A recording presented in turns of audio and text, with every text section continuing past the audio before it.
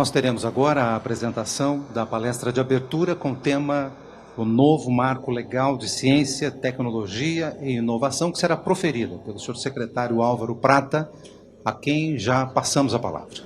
Representando os 6 ministérios que trabalharam no decreto, nós montamos uma breve apresentação. Aliás, montamos uma apresentação que pudesse atender esses 2 compromissos, de ser breve, porque toda apresentação precisa ser breve, mas que fosse suficientemente completa para dar uma linha geral do decreto e o que ele representa. Foi dito aqui por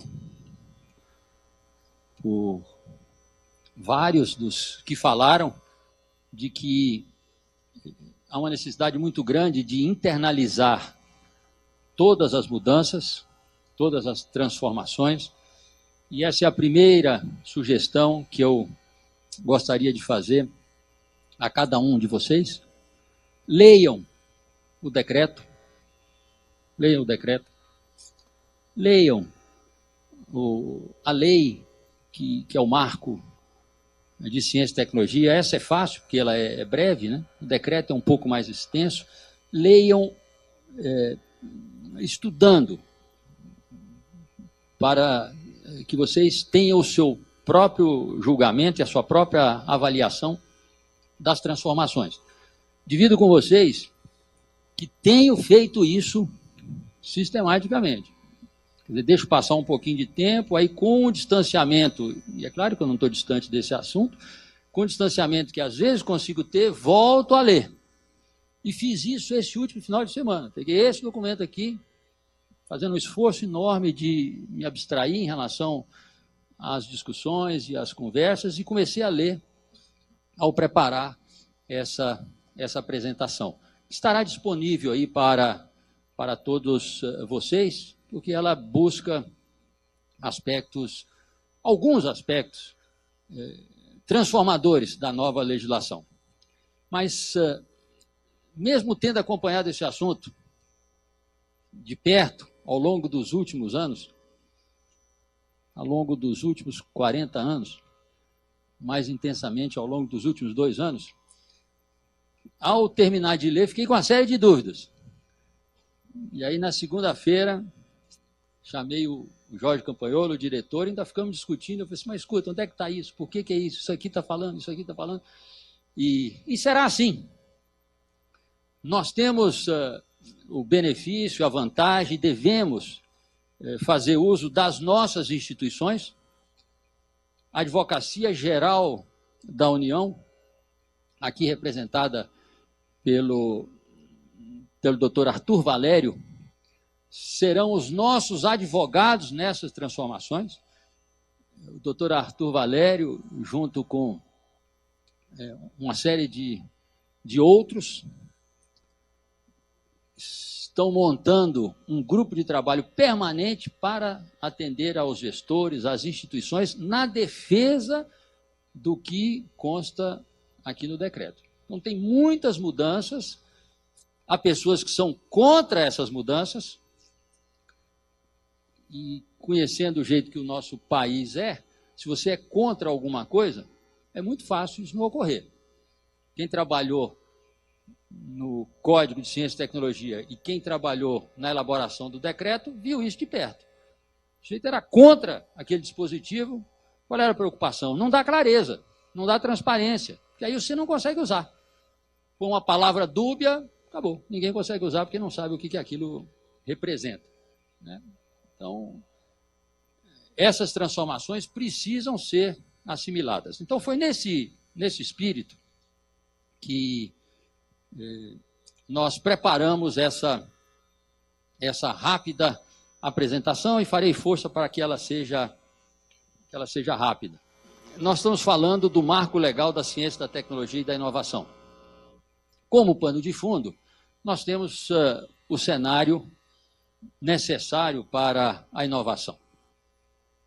Quer dizer, os países que inovam, os grupos que inovam, as regiões que inovam, as instituições que inovam, elas estão inseridas num contexto, num pano de fundo, de uma maneira simplificada, envolve uma série de ingredientes que eu rapidamente listei aí. Se nós queremos fazer inovação tecnológica, certamente nós precisamos de conhecimento. Precisamos de conhecimento científico e tecnológico. Precisamos de pessoas, precisamos de cientistas, pesquisadores e empreendedores. Estamos muito bem nos dois primeiros.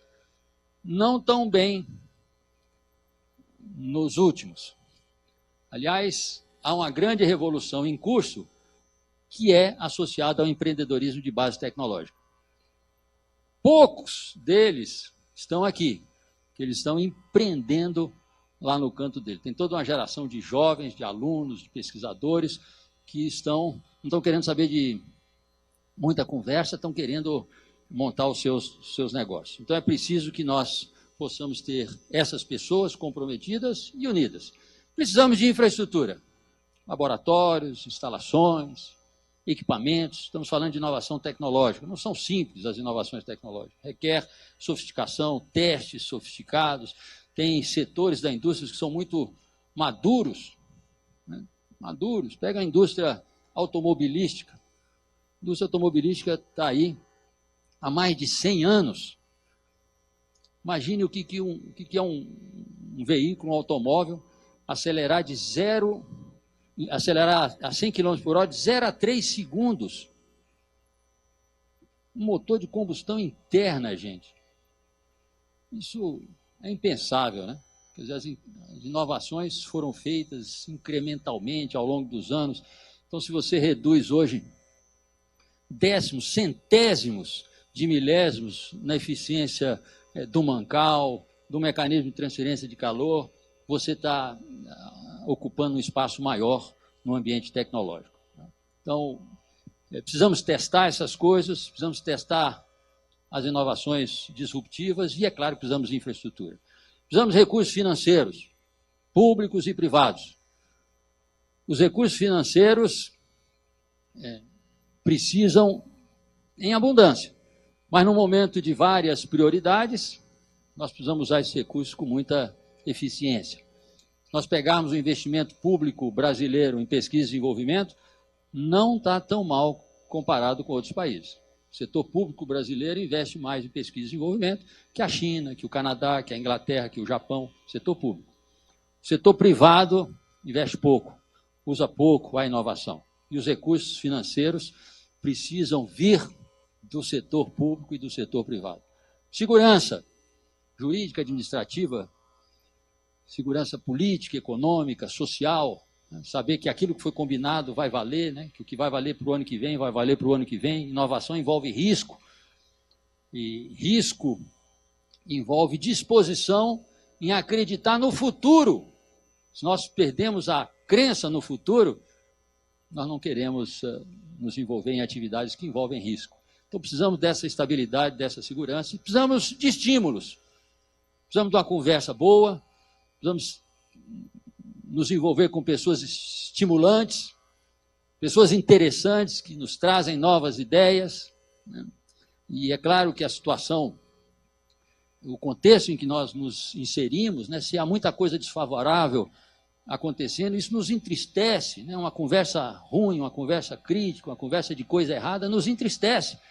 E nós precisamos ser capazes de sair dessa conversa ruim e entrar numa conversa boa, criativa, estimulante, sem perder o senso de crítica, né? Então, para que nós tenhamos esse conjunto de coisas, nós vamos construir, né?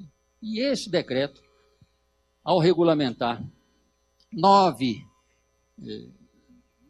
uma série de leis, né? Muito mais do que 9 leis, na sua maneira mais ampliada, ele contribui para esse cenário, né? E nós, dentro das nossas perspectivas, temos que avançar também para contribuirmos para um cenário de inovação mais favorável. Então, é assim que nós comemoramos a data de 11 de janeiro de 2016, comemoramos muito por um esforço de muitos, atuando em várias frentes, nós tivemos promulgada a Lei 13.243, conhecido como Marco Legal da Ciência, Tecnologia e Inovação. Essa lei altera 9 leis com o objetivo de estimular o desenvolvimento científico, a pesquisa e a capacitação científica e tecnológica. Tem 18 artigos. E essas são as leis que são afetadas pelo Marco Legal. Então, o Marco Legal ele vai lá e visita cada uma dessas leis e melhora elas, seja na redação, seja numa introdução de um dispositivo que não havia antes. O objetivo da lei é legislar, é dizer o que pode ser feito.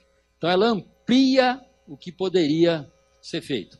A Lei de Inovação de 2004 prevê uma série de coisas que nós nunca conseguimos implantar. A Lei das Fundações de Apoio, 1994, que é tão útil para nós nas relações com as nossas instituições de ciência e tecnologia. A 8666 de licitações e contratos, que nos engessa muito, ela foi visitada e foram melhoradas. Determinadas coisas você só podia fazer compra sem licitação até R$15 mil, agora até R$300 mil. Coisas foram melhoradas. O regime de contratações, diferenciado de contratações públicas, a lei do Magistério Federal, permitindo que um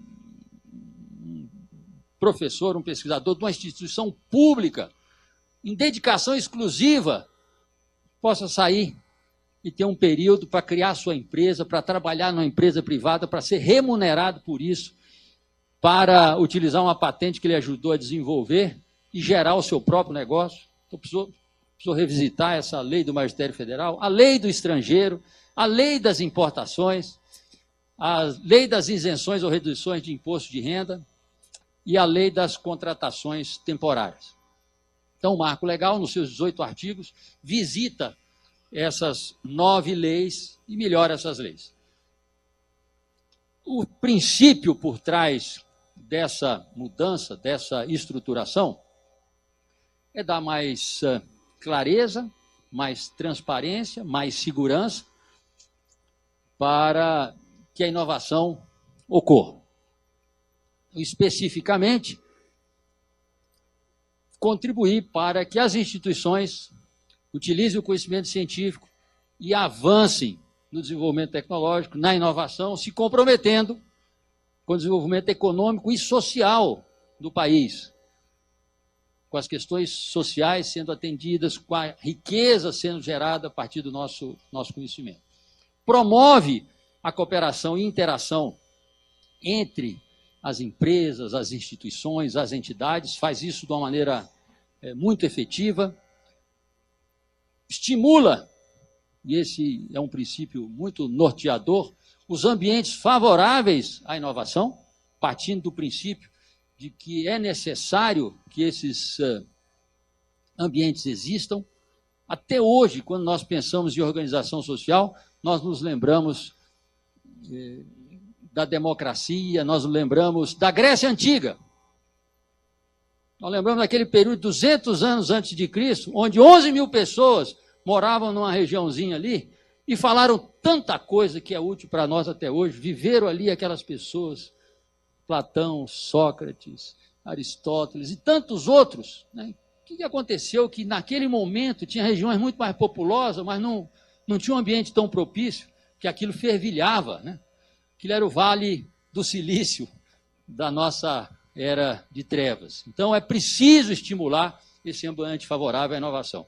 Para que à medida que a gente avance, mesmo aqueles que se envolvem com os temas e têm dificuldade de abandonar suas velhas crenças, né, possam interagir com gente mais nova, com gente que chega com pensamentos diferentes, ser influenciado e, sobretudo, né, não restringir essa criatividade e essa ambição. Então, esses ambientes de inovação são muito necessários. Para tudo, para geração de negócios, para transferência de tecnologia, né? E esse é um dos princípios norteadores. Estimular isso para estimular a inovação. Também facilitar a gestão de projetos, focar mais em resultados do que em procedimentos, simplificar aspectos burocráticos. Né? Então, esses são os princípios que nortearam. Os resultados esperados são esses que nós temos já enfatizados, né?